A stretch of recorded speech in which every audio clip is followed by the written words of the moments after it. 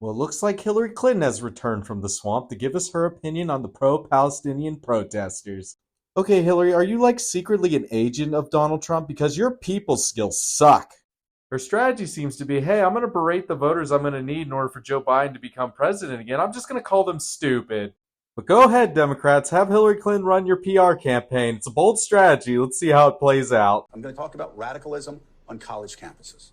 Sort of radicalism that has mainstream students getting propaganda, whether it's from their professors or whether it's from communist Chinese government through TikTok, calling the President of the United States Genocide Joe, calling you and President Clinton war criminals. Morning, Joe. What's with the moral grandstanding to begin with? But also, isn't the Democratic Party telling us that we all need to go to college or we're all going to be failures? But putting that aside, Hillary Clinton, as Secretary of State, literally destroyed Libya, and now we have open slave markets in Libya. How's U.S. intervention going? It seems like we tend to fuck things up more than we fix.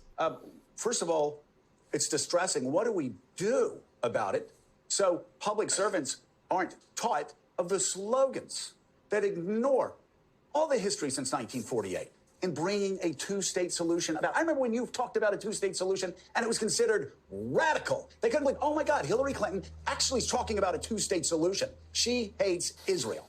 Is it still not radical? Hasn't the United States held back multiple security resolutions trying to recognize Palestine as a state? Stop pretending there hasn't been genuine efforts made by other parties to actually give the Palestinians a state. No, they had to do direct negotiations with Israel, a state they see as illegitimate. Of course they're going to have a very hard time saying yes, because they're expecting the world community to step in and actually do its job, and the UN at this juncture is just completely worthless. Maybe this will get on YouTube if the communist Chinese will allow it to get on YouTube.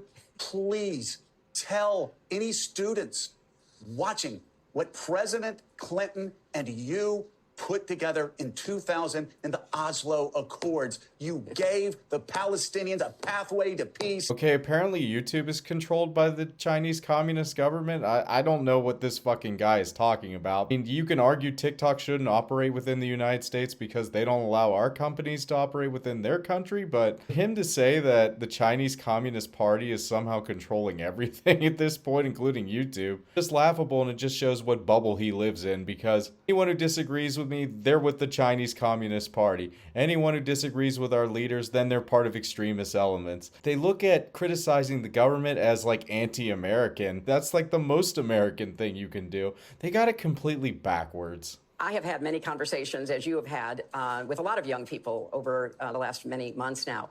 And you're right, they don't know very much at all about the history of the Middle East, or frankly about history in many areas of the world, including in our own country. Okay, first off, the smugness and the laughter of this woman is just sickening. She wonders why she lost to Donald Trump, and they're wondering what's going to happen in this election cycle, and it won't surprise me if Donald Trump becomes president again, because the people in charge of the Democratic Party are just so fucking arrogant. Any dissident who wants to go out there and protest, they're just stupid and they should just protest in their basement, I guess. This is the same exact thing that was said to the people who were protesting the war in Vietnam. And then 20 years later, after the Vietnam War ended, everyone was like, yeah, that was probably a bad idea, even though they lied us into war there with the Gulf of Tonkin incident. But hey, apparently no one knows history. The then Israeli Prime Minister Ehud Barak, the then head of the Palestinian Liberation Organization, then the Palestinian Authority, Yasser Arafat, offer was made to the Palestinians for a state. 96% of the existing territory occupied by the Palestinians, with 4% of Israel to be given to reach 100%. And this offer was made, and if Yasser Arafat had accepted it, there would have been a Palestinian state now for about 24 years.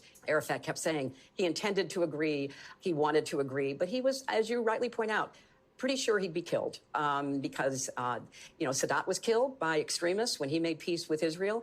Yitzhak Rabin was killed by a radical Israeli when he was pursuing the two-state solution. Do I wish the Israelis made a better offer? Yes. Do I wish the Palestinians just took the offer at Camp David? Yes.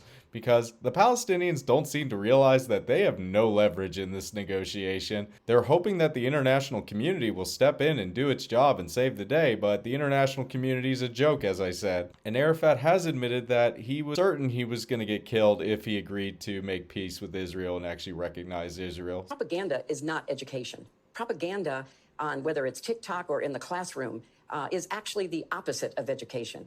Putting content on social media should be held responsible for what they include and what they exclude. But it's also important that we recognize the propaganda value of social media. Just continue to get the news from Morning Joe. That's totally not slanted at all. Everything's slanted to some extent. These people hate dissent, and if it were up to them, they would ban social media, but we have the First Amendment still, allegedly. They're trying to ban TikTok right now, and TikTok's suing them on free speech grounds. So we're going to see if this actually holds up in the American courts where we actually believe in free speech anymore. And you'll just have to get the news from their fair and balanced point of view. Social media oftentimes to press an agenda, an ideological, a religious, a financial, a political, a partisan agenda. They would never And so, do of course, that you on don't mainstream get, media. the facts. Of course, you don't get any kind of context.